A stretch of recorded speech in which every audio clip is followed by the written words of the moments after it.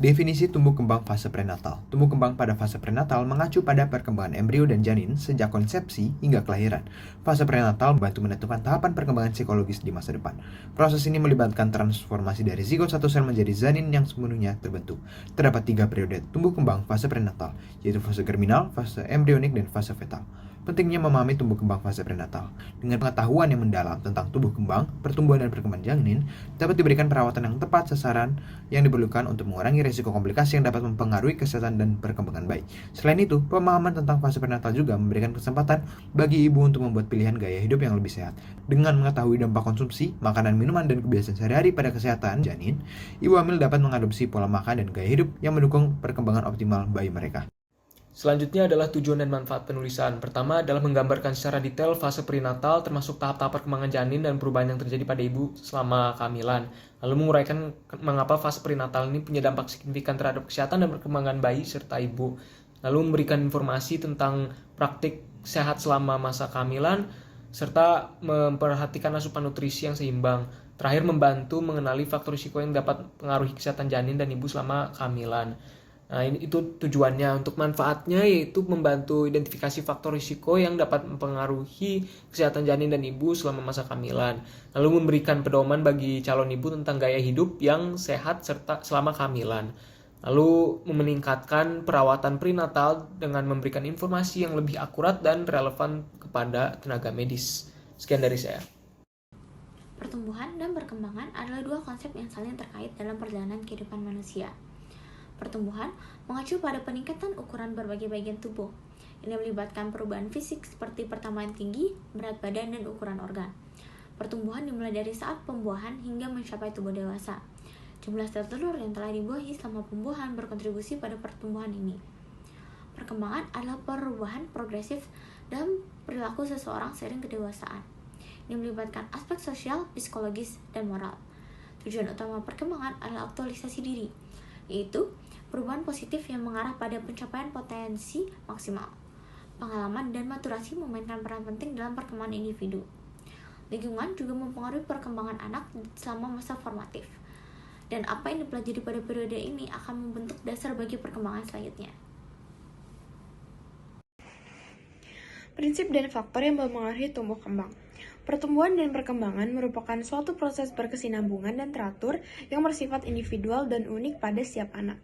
Yang artinya tumbuh kembang setiap anak itu tahapnya pasti sama, tapi waktunya dapat berbeda-beda. Laju pertumbuhan dan perkembangan cepat pada masa bayi hingga pubertas, tetapi akan mulai melambat pada dewasa hingga lansia. Pertumbuhan dan perkembangan bergantung pada faktor-faktor yang saling bergantung, terutama faktor keturunan dan lingkungan seperti faktor sosial ekonomi, pendidikan keluarga, lingkungan buatan manusia seperti adanya polusi dan paparan zat-zat lainnya. Selain dua faktor ini, ada juga beberapa faktor lainnya yang mempengaruhi, yaitu ada kesehatan janin yang juga berperan dalam mencapai tumbuh kembang. Ada intake nutrisi seperti pola makan pada anak usia dini memiliki hubungan yang kuat dengan kesehatan dan kemungkinan terjadinya obesitas di kemudian hari. Kemudian adanya pengalaman buruk pada anak usia dini di mana paparan terhadap pengalaman buruk seperti pengabaian yang mendalam dapat menghambat perkembangan. Perkenalkan, nama saya Dewa Nyoman Diana Darmika Putri dengan 3 digit terakhir adalah 253. Di sini saya akan menjelaskan tentang materi yang berjudul tumbuh kembang prenatal sebagai dasar perkembangan selanjutnya. Fase prenatal menjadi fase yang sangat penting bagi perkembangan selanjutnya dikarenakan pada fase ini terjadi pembentukan, diferensiasi, dan pematangan organ-organ bayi.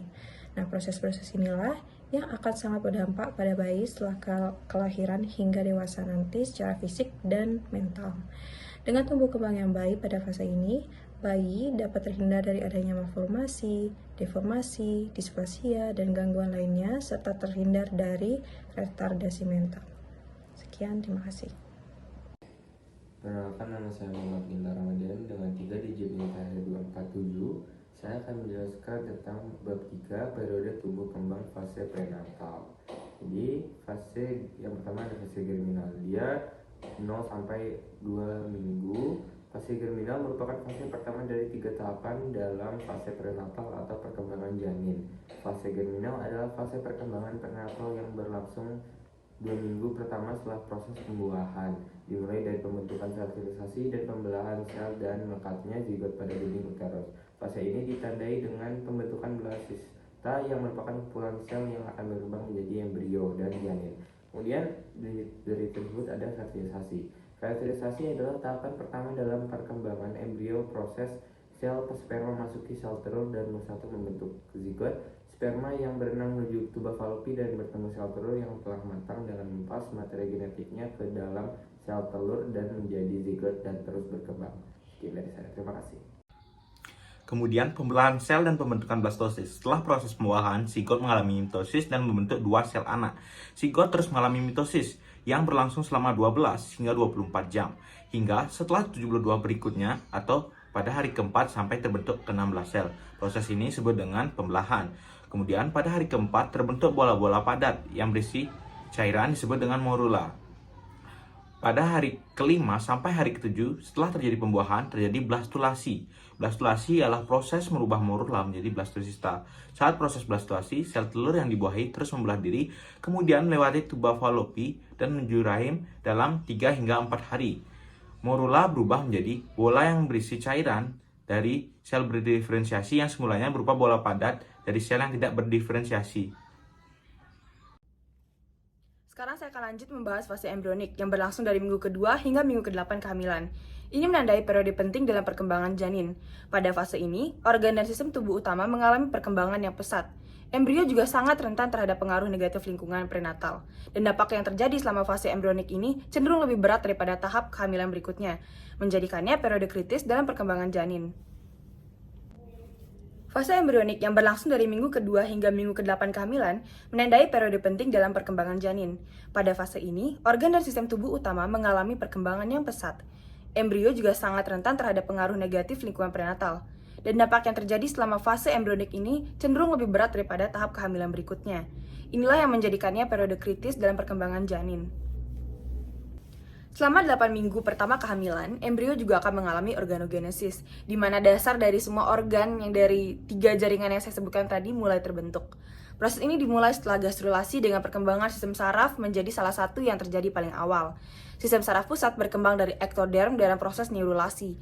Selama minggu keempat dan kelima, anterior neural tube melebar dan membagi menjadi kantong yang akan menjadi struktur otak. Selain itu, jantung juga mulai berkembang sebagai struktur yang terhubung ke filikorion melalui kapiler. Meskipun mulai berdetak pada minggu keempat, jantung sebenarnya tidak memompa darah sampai minggu berikutnya setelah hati mulai membesar dan memproduksi sel darah merah.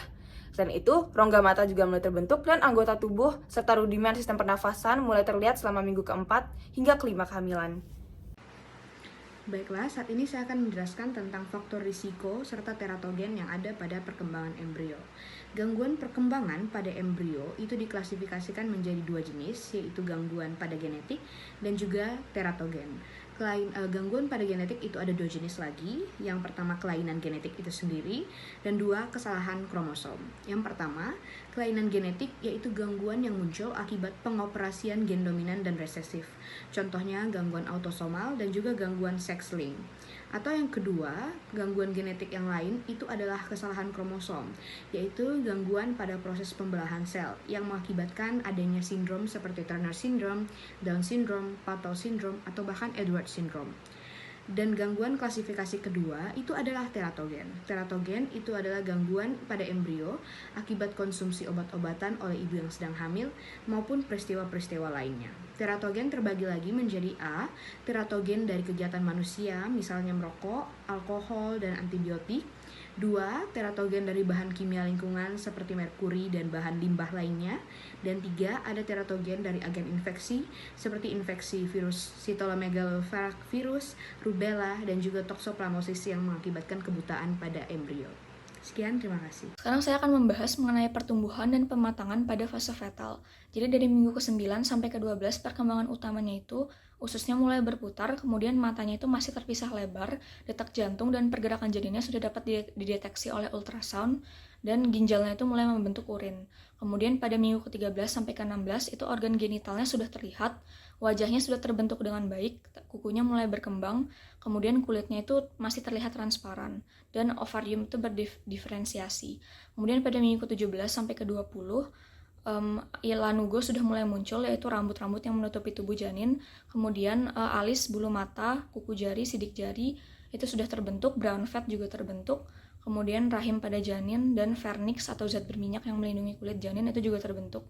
Kemudian pada minggu ke-25 sampai 28 itu pada trimester ketiga itu mulai berat badannya itu meningkat secara pesat dan matanya itu mulai terbuka.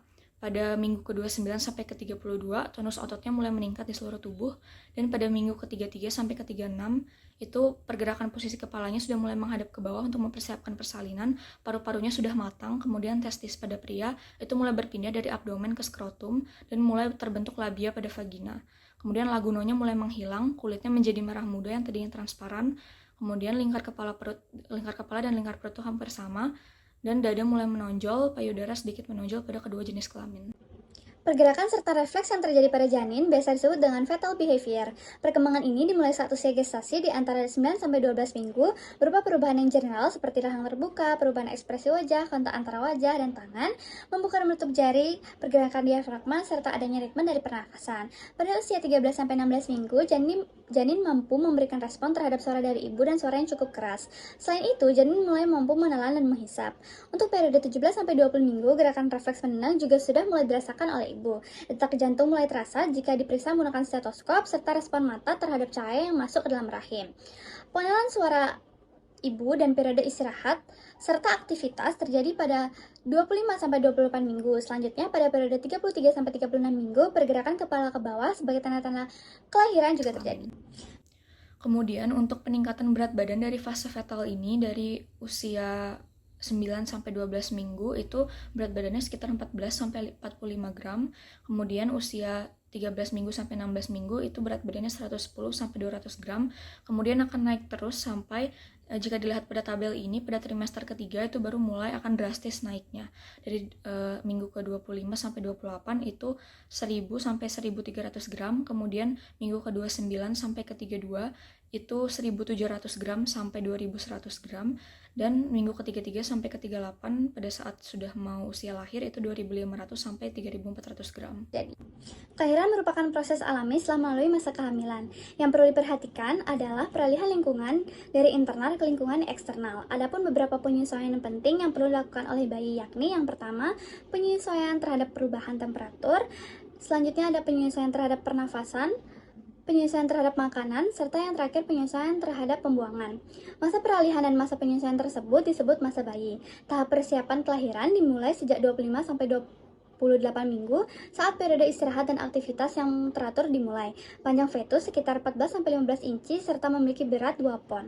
Memiliki peluang yang baik untuk dapat bertahan hidup. Selanjutnya, pada periode 29-32 minggu, janin tumbuh sangat cepat, mendapat antibodi yang diperoleh dari ibu, serta lemak yang disimpan di bawah kulit, yang berguna untuk mengatur suhu saat lahir. Sekitar 33-36 minggu, janin melakukan pergerakan kepala menghadap ke bawah, tanda bahwa sudah siap untuk lahir. Kesimpulannya, tumbuh kembang fase perinatal merupakan periode kritis yang sangat penting dalam perkembangan embrio dan janin. Fase ini dibagi menjadi 3 tahap utama, yaitu germinal, embrionik, dan fetal. Lalu fase germinal zigot berkembang menjadi blastosit yang kemudian menempel pada dinding rahim untuk implantasi, bentuk embrio dan plasenta. Fase embrionik ditandai dengan pembentukan struktur awal tubuh manusia, termasuk sistem saraf dan sistem organ lainnya. Pada fase fetal, embrio telah berubah menjadi janin yang semakin berkembang dan matang dengan organ dan sistem tubuh yang semakin kompleks dan responsif terhadap lingkungan. Dalam fase prenatal, perkembangan janin dipengaruhi oleh berbagai faktor seperti genetik dan lingkungan. Faktor genetik seperti kelainan kromosom dapat menyebabkan cacat bawaan, sedangkan faktor lingkungan seperti paparan terotogen juga berpotensi menimbulkan gangguan pada perkembangan janin. Oleh karena itu, pemahaman yang mendalam tentang tumbuh kembang fase prenatal menjadi sangat penting untuk memastikan kesehatan dan keselamatan bayi beserta ibunya selama masa kehamilan. Dengan pengetahuan yang komprehensif, upaya pencegahan terhadap faktor risiko dapat dilakukan, serta perawatan dan perhatian tepat untuk selama masa kehamilan dapat memberikan dampak positif bagi kesehatan dan perkembangan bayi. Hal ini menunjukkan bahwa tumbuh kembang fase prenatal merupakan periode kritis yang harus mendapat perhatian dan penanganan yang serius.